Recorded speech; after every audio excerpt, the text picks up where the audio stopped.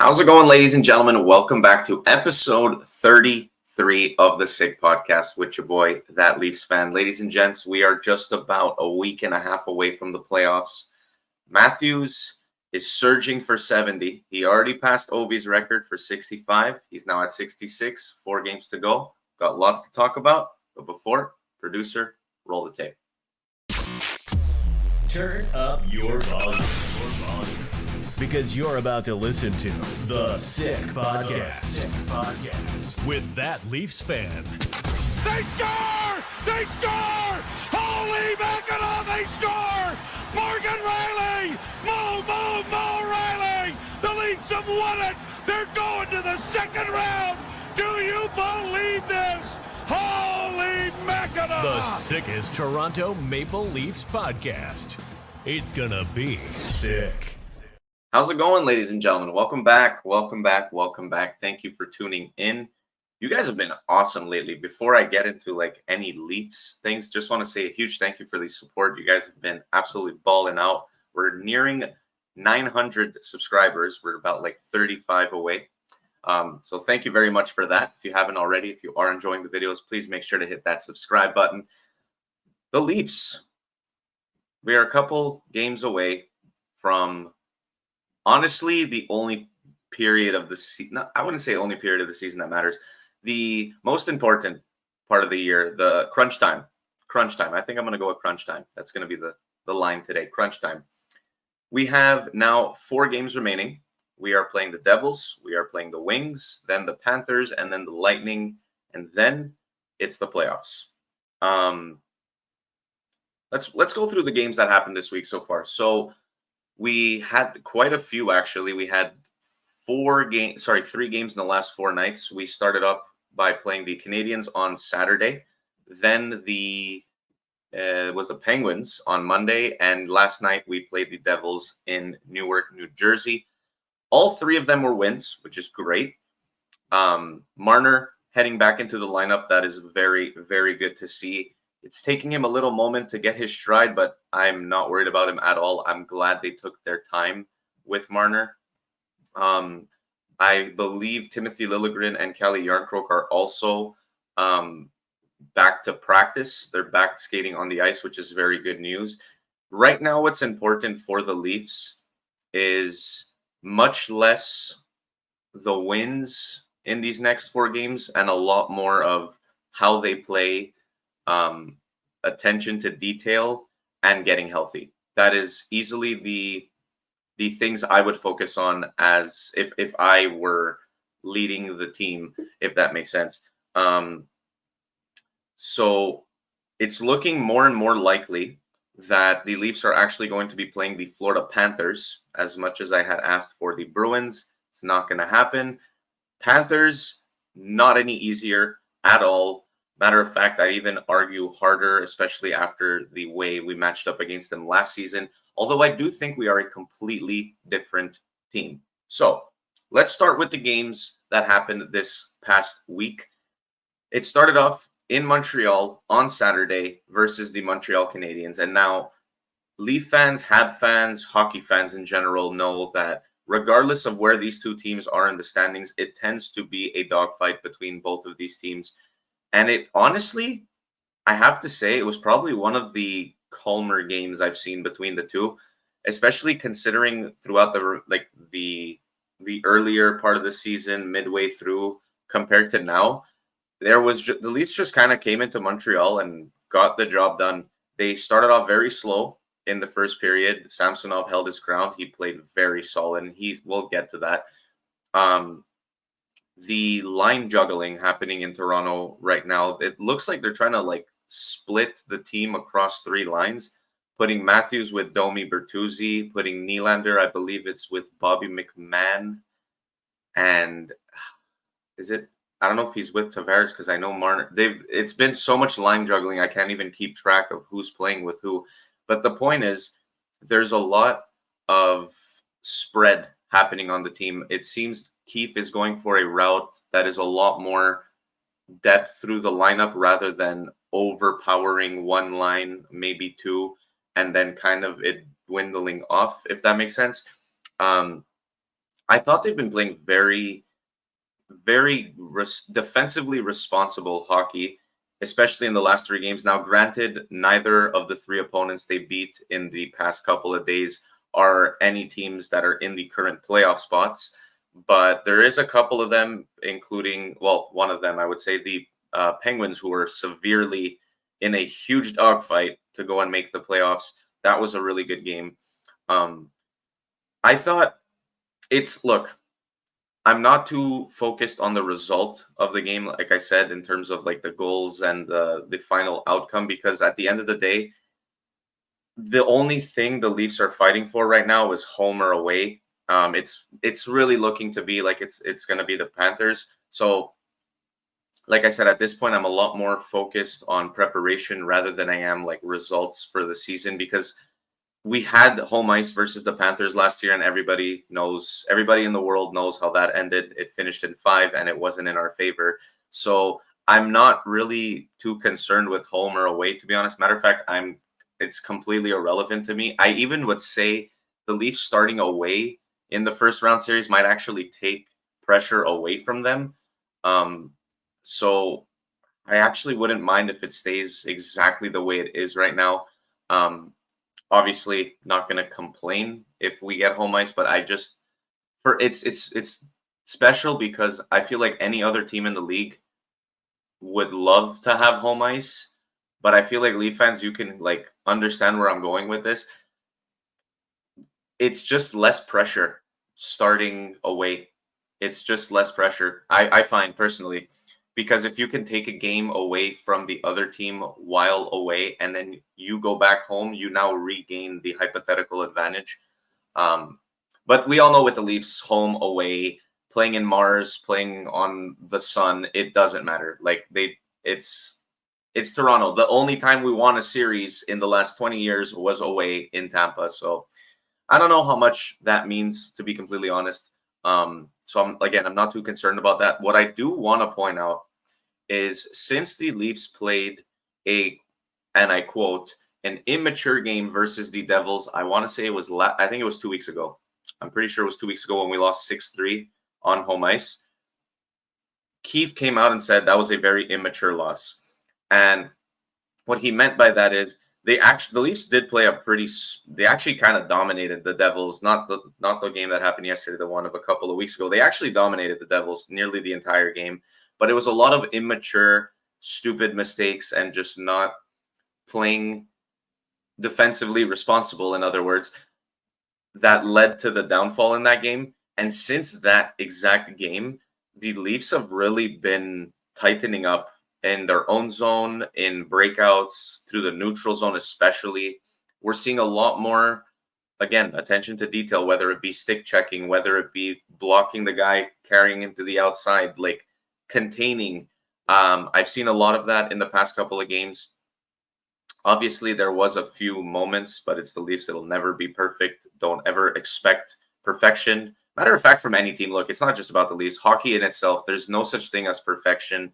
It's so rare. It's a lot more about, are you capable of making less mistakes than your opponent? Because hockey is a game of mistakes. That's the way it is. It's just how it rolls. And it's also a matter of capitalizing on those opportunities. And I think the Leafs have done a really good job of that recently. We've seen, look,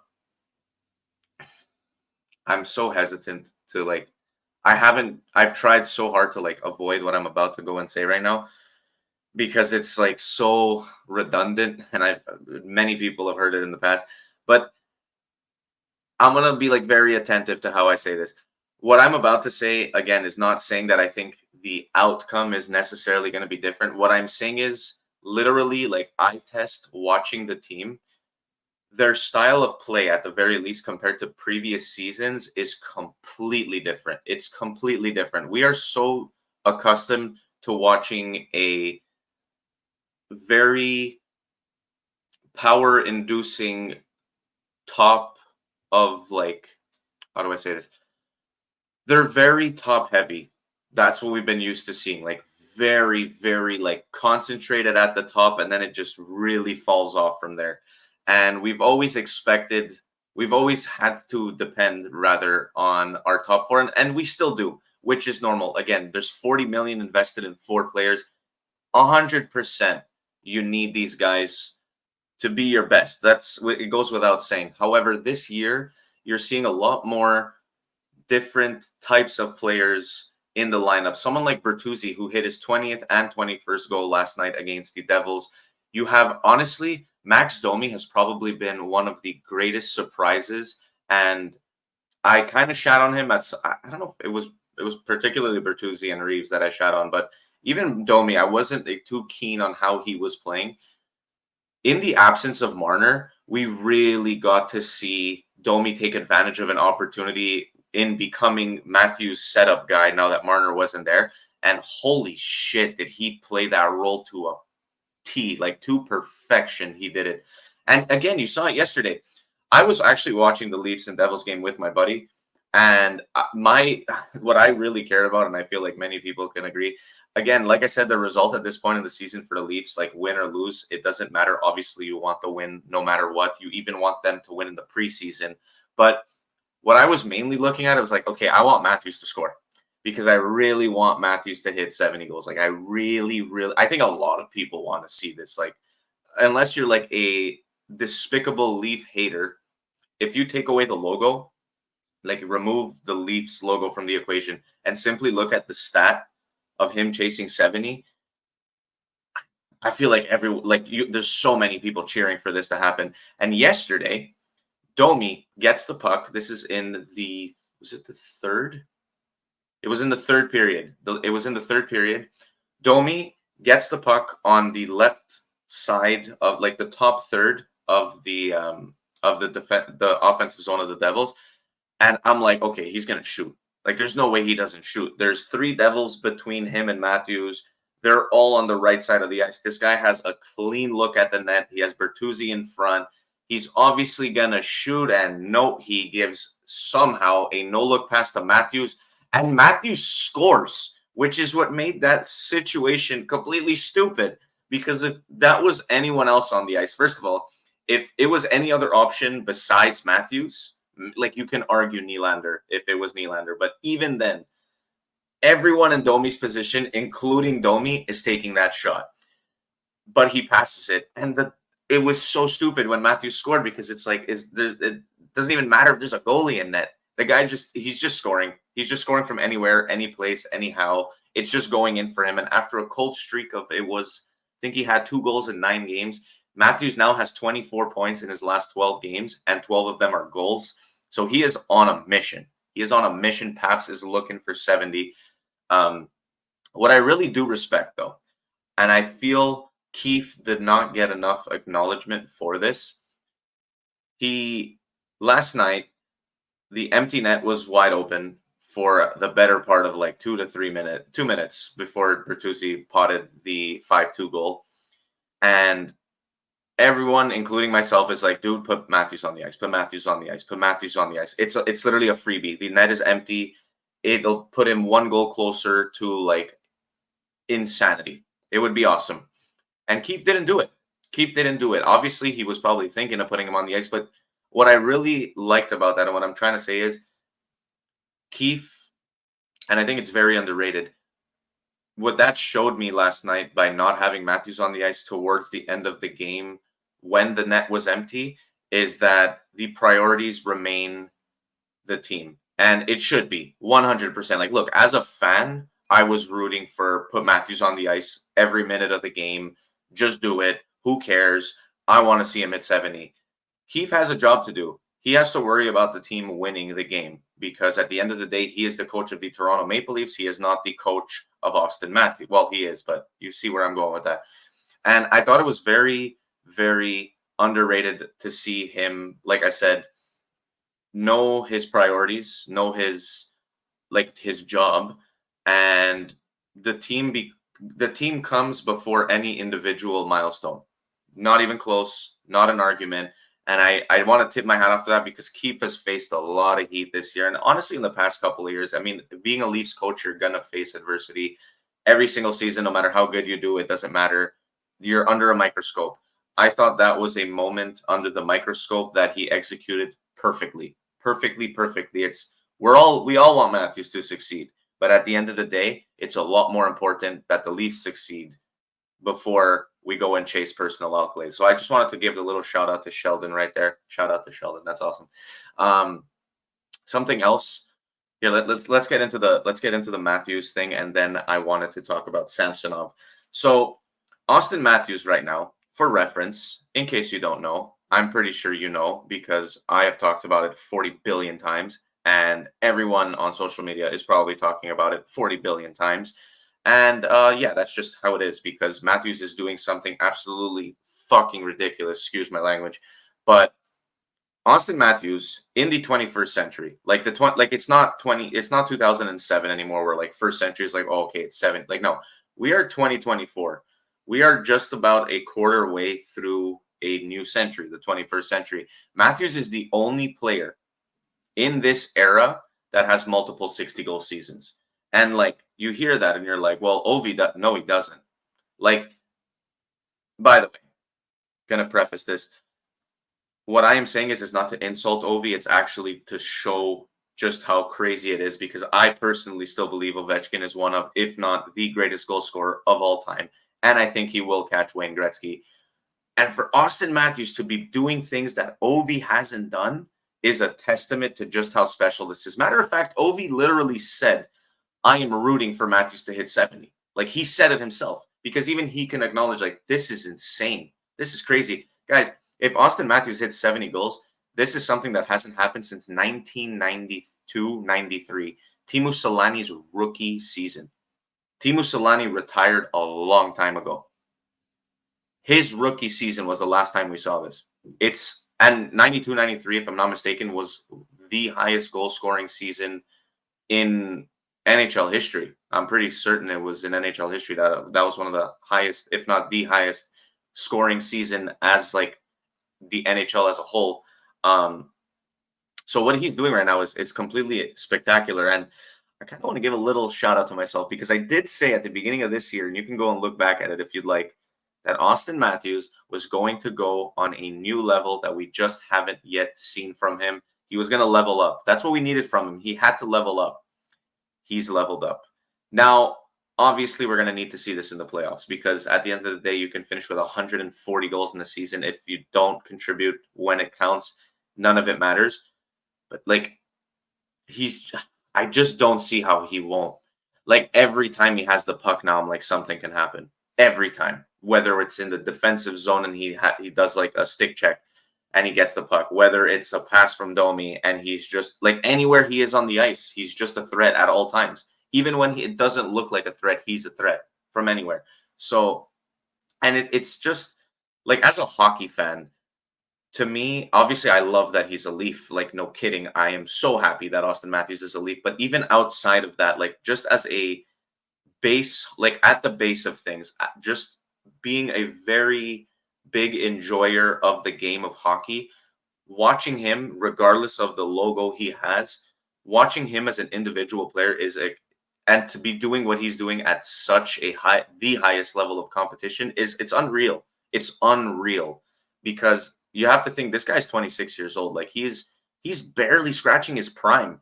He's literally 26. He's 26. It's so I become dumbfounded when I say it. And he's doing these things that you're like hearing stats of things that he's doing and you're just like, this doesn't make any sense. Like this doesn't make any sense at all. Austin, I heard this stat yesterday and I was like, I don't believe you. Here's the stat. Since 2010 up until today, meaning that every single person that has entered the NHL since 2010 up until now, the highest goal scorer in the NHL from players drafted 2010 onwards is Auston Matthews, including all the people in between that are still playing. Do you understand how Matthews came into the league in 2016-17? 6 years later, he is ahead of everyone through those 6 years and everyone after and everyone in between. It's so dumb. It's just unreal. And again, I know more than anyone that none of this is gonna matter if nothing happens in the playoffs. It's the brute reality of professional sports. Statistics and personal accolades in the season are fantastic. it's not what matters most. It's the outcome of your team in the playoffs when it matters. And unfortunately, it's that's what I really hope to God that the Leafs do something this year, man. Yeah, it's that time of year, guys.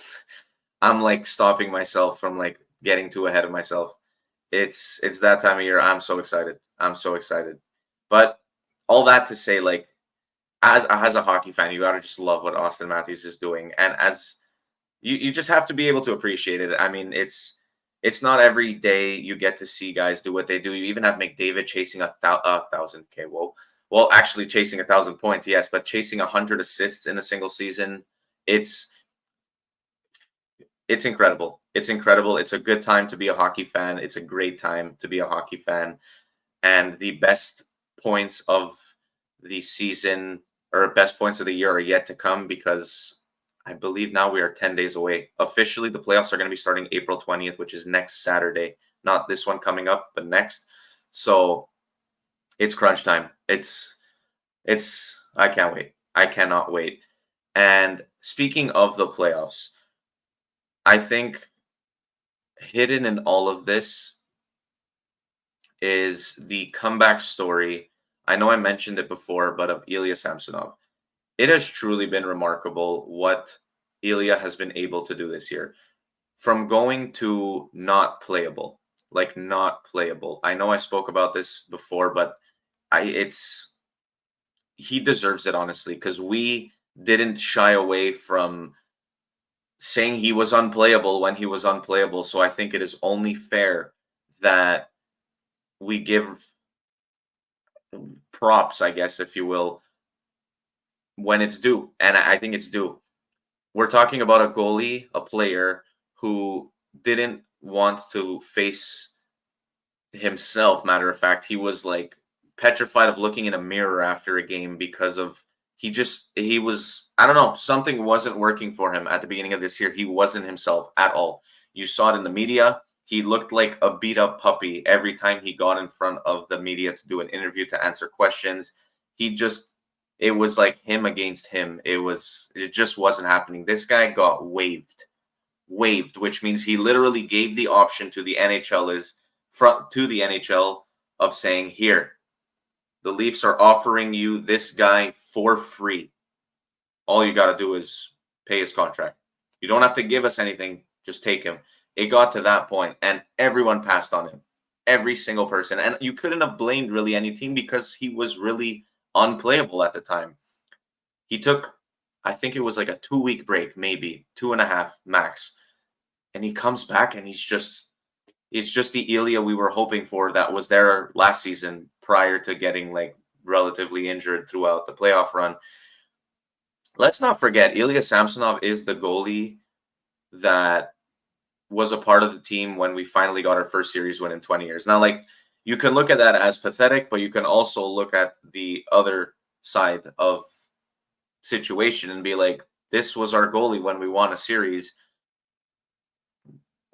If he's looking good now, why not again? You know what I mean? So I just really wanted to give props to him because I think, look, handling pressure from social media, like I can even kind of like say that, let's say, and this is like a completely lesser extent. I'm just trying to like give you an image. Like, let's say, I don't know, I post on social media every single day. I've been posting on social media every single day for like 4 to 5 years now. I don't even remember. But anyways, even I sometimes when like I'm posting a video and like it's starting to go viral and there's a influx of comments and there's a bunch of different perspectives in the comment section, I can sort of sometimes feel that pressure. Like I feel a responsibility to perform or like kind of be a good influence, I guess you can say, to the world.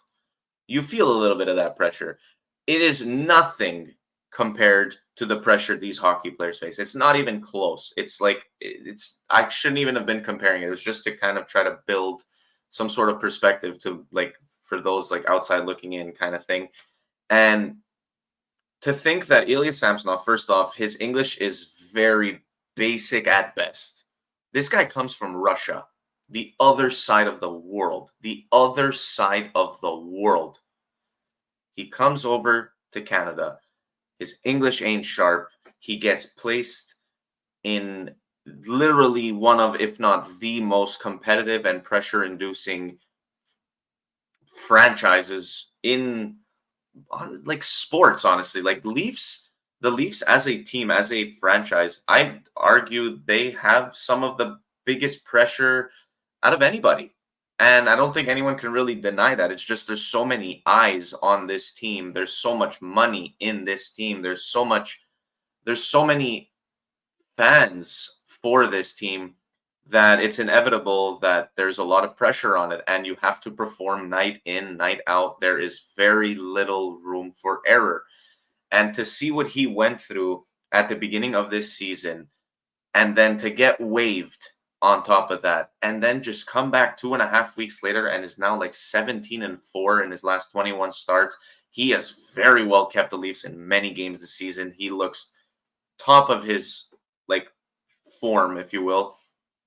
And I really just wanted to give my hats off to him because I can't imagine what it must have been like at the beginning of the season and to do honestly one of the craziest 180s I've ever seen with an in-season change to a player, to an individual. It's truly remarkable. And I think he deserves a lot of respect and a lot of apologies from Leaf fans, from analysts, from all kinds of people. And honestly, he deserves to look at himself in the mirror and be like, dude, that was all me. Fuck yeah. That was all me. He deserves a pat on the back. Samsonov, if you're ever going to watch this, which you probably won't, but if you do, that is fucking awesome. Look at yourself in the mirror and give yourself a pat on the back. This was all you. This was all you that did this. No one else did it for you. This was probably one of the toughest situations you will ever be placed in your life in terms of your professional career, and you handled it like an absolute boss. Good for you, my man. Good for you. Amazing. And I hope it keeps treading this way for you, for the sake of yourself and for the sake of the Toronto Maple Leafs, of course. But ladies and gentlemen, lots happening. A lot of games. But it is about to be wrapped up. The season is about to come to an end. The NHL playoffs are about to begin. And at the end of the day, like I said, results matter in this business, in this industry, if you will. And there's a lot of pressure on the boys. There's a lot of pressure on the boys. We're going to have to see. I don't want to speak too soon. I'm going to just let it play out. I'm very excited. I can't wait. If you got this far into the video, thank you very much. I hope you did enjoy, genuinely. Drop a comment. Let me know what you think. Let me know how you're feeling about this team. Let me know just your thoughts, your takes. I want to hear it too. I check every single comment. I do my absolute best to answer them as fast as I humanly can. But guys, that is going to be it for today. Thank you very much for watching episode 33 of the Sick Podcast. If you haven't already, make sure to drop a like on this video. Hit that subscribe button if you haven't already. The playoffs and the best time of year are approaching, and you're going to be here with me the entire way through. I'll see you in the next one. Have a great day. Take care.